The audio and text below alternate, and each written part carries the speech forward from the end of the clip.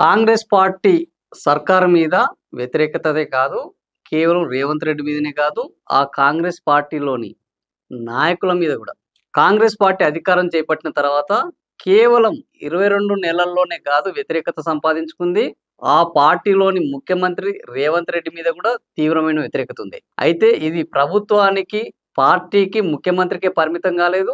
పార్టీలోని మంత్రుల పట్ల గూడా అంతే వ్యతిరేకత వస్తుంది. ఇప్పుడు తాజాగా మాకొద్దు ఈ మంత్రి అంటున్నారు మంచిర్యాల కాంగ్రెస్ నాయకులు. మంచిర్యాలలోని కాంగ్రెస్ నాయకుడు రవికుమార్ గౌడ్ అనే వ్యక్తి, మేము మంత్రిగా వివేక్‌ని గెలిపించి చాలా తప్పు చేశాము. కేవలం ఆయననే గాదు, ఆయన కొడుకు వంశీకృష్ణని, ఆయన కొడుకు వంశీని, వాళ్ళ బ్రదరు వినోద్‌ని, కుటుంబాన్ని మొత్తము కాంగ్రెస్ తరపున గెలిపించి మేము పెద్ద తప్పు చేశాము అంటుర్రు. ఎందుకు ఇంత బాధొచ్చింది ఆయనకు అంటే, కాంగ్రెస్ సీనియర్ నాయకులు కాంగ్రెస్ ప్రభుత్వం వస్తే మాకు మేలు జరుగుతుంది. గత ప్రభుత్వంలో జరిగిన తప్పులన్నీ సరిదిద్దబడతాయి. గత ప్రభుత్వంలో జరిగిన అన్యాయం మాకు జరగకుండా ఉంటుంది అని వాళ్ళు గట్టిగా నమ్మారు. పైగా కాంగ్రెస్ నాయకులు వివేక్ ఇచ్చిన హామీలను గూడా వాళ్ళు నిజంగానే జరుగుతాయని ఆశపడ్డారు. ఏంది కాంగ్రెస్ నాయకులు ఇచ్చిన హామీ వివేక్ అంటే, ఒకవేళ ప్రభుత్వము ఇక్కడ మేము గెలుస్తే మా ప్రభుత్వం రాకుండా వేరే ప్రభుత్వం వస్తే ఇక్కడ ఉద్యోగాలు రాకపోతే అప్పుడు నేనే ఫ్యాక్టరీ పెట్టి ఇక్కడ 42,000 మందికి ఉద్యోగాలు ఏర్పాటు చేస్తాను. నాకు ప్రభుత్వంతో పని లేదు. నన్ను గెలిపిస్తే నేనొక ఎంటర్‌ప్రెన్యూర్‌ని, నేనొక వ్యాపారవేత్తను. నేను మీకు ఉద్యోగాలు ఇప్పిస్తాను అని గట్టి హామీ ఇవ్వడం జరిగింది. అంతేగాకుండా బాల్క సుమన్ వల్ల ఇక్కడ విపరీతమైన ఇసుక దందా నడుస్తున్నది. విపరీతంగా దోసుకుంటున్నాడు. ప్రభుత్వ భూములను కాజేస్తున్నాడు అని ఘోరమైన ప్రచారం చేశాడు.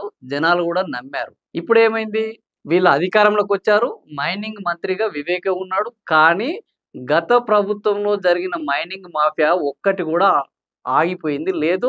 ఒక్క ఇసుక లారీ ఆగింది లేదు. ఒక్క ఇసుక ట్రాక్టర్ ఆగింది లేదు. ఇసుక మిగలట్లేదు. మైనింగు మాఫియా కొనసాగుతూనే ఉన్నది. సో, ఇప్పుడు కాంగ్రెస్ వాళ్ళకి అర్థమైంది. ఈ మైనింగ్ మాఫియా బాల్క సుమన్‌దా? స్వతంత్రమైందా? మరే ఆ మైనింగ్ మాఫియా బాల్క సుమన్‌దైతే బాల్క సుమన్ పోతే ఆగిపోవాలి. కానీ ఆ మైనింగ్ మాఫియా కొనసాగుతూనే ఉన్నది. ఇప్పుడు వివేక్ ఆధ్వర్యంలో ఈ మైనింగ్ మాఫియా కొనసాగుతుంది. మరి అప్పుడు అన్ని హామీలిచ్చి ఇప్పుడు ఎందుకు ఈ మాఫియాని అడ్డుకోవడం లేదని కాంగ్రెస్ నాయకులు వివేక్‌ను ప్రశ్నిస్తున్నారు. వివేక్ సమాధానం లేదు.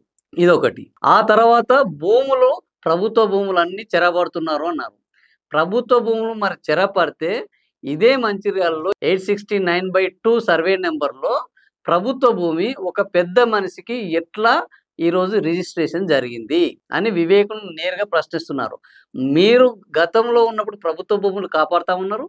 మరి గవర్నమెంట్‌లోకొచ్చిన తర్వాత మరి అదే ప్రభుత్వ భూములు ఇప్పుడు వేరే వాళ్ళ మీద ఎట్లా రిజిస్ట్రేషన్ జరుగుతున్నాయి?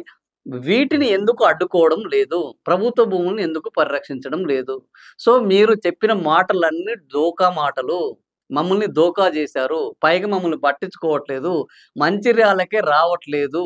ఇలాంటి పరిస్థితుల్లో ఇలాంటి మంత్రులని మేము గెలిపించి తప్పు జేశాము అని ఈరోజు పశ్చాత్తాపపడే విధంగా కాంగ్రెస్ నాయకుల వ్యవహార శైలి ఉండడం, కాంగ్రెస్ మంత్రుల పనితీరు ఉండడం, కాంగ్రెస్ ముఖ్యమంత్రి పాలన ఉండడం, కాంగ్రెస్ సర్కారు జనాలను వదిలేసిందన్న జనం ఆ అభిప్రాయానికి రావడం ఈరోజు చూస్తుంటే కాంగ్రెస్ పార్టీ ఎలాంటి పాలన కొనసాగుతుంది, ఆ మంత్రులు చేస్తున్న పనులేందనేది స్పష్టంగా అర్థమవుతుంది. మరి కాంగ్రెస్ పార్టీ నాయకుడు చెప్తున్న అంశాన్ని దృష్టిలో పెట్టుకొని అక్కడ ప్రభుత్వ భూములను కబ్జా గాకుండా, పెద్దల పేర్ల మీద అక్రమంగా రిజిస్ట్రేషన్ గాకుండా, ఆయన చెప్పిన ఫ్యాక్టరీ వచ్చే విధంగా, ఆయన ఇచ్చిన హామీ అమలు జరిగే విధంగా, ఇది గాకుండా ఇంటికి అనుమతి కోసం 2,00,000 ఇస్తే తప్ప ఇంటికి అనుమతి రావడం లేదు. పట్టాలు గావాలంటే పట్టా పాస్ పుస్తకాలు గావాలంటే 50,000 గావాలి. రేషన్ కార్డులు గావాలంటే 5,000 నుంచి 10,000 రూపాయలు గావాలి. ఒక పోలీస్ స్టేషన్‌లో సెక్షన్‌లు పెట్టడానికి గూడా పోలీసు వాళ్ళు డబ్బులు అడుగుతున్నారన్నంత దౌర్భాగ్యంగా తయారైంది. అసలు ఈ సెక్షన్ పెట్టాలంటే దీనికి ఇన్ని డబ్బులు కావాలని పోలీసులు అడుగుతున్నారని ఈరోజు కాంగ్రెస్ నాయకులు ఆవేదన చెందడం చూస్తుంటే కాంగ్రెస్ పరిపాలన ఎంత దుర్మార్గంగా ఉందో కాంగ్రెస్ పార్టీ నాయకుల అసంతృప్తిని చూస్తే అర్థమవుతుంది. మరి కాంగ్రెస్ పార్టీ మేల్కొని ఈ దుర్మార్గాలను తగ్గించి పార్టీ నాయకులకు అండగా నిలబడుతుందా? లేదా మంత్రులకు, ఎమ్మెల్యేలకు, అధికారులు చేసే అరాచకాలకు గ్రీన్ సిగ్నల్ ఇట్లాగే కొనసాగిస్తుందా? ఇంకా కాంగ్రెస్ పార్టీయే తేల్చుకోవాలి. ఏం జరుగుతుందో చూద్దాం.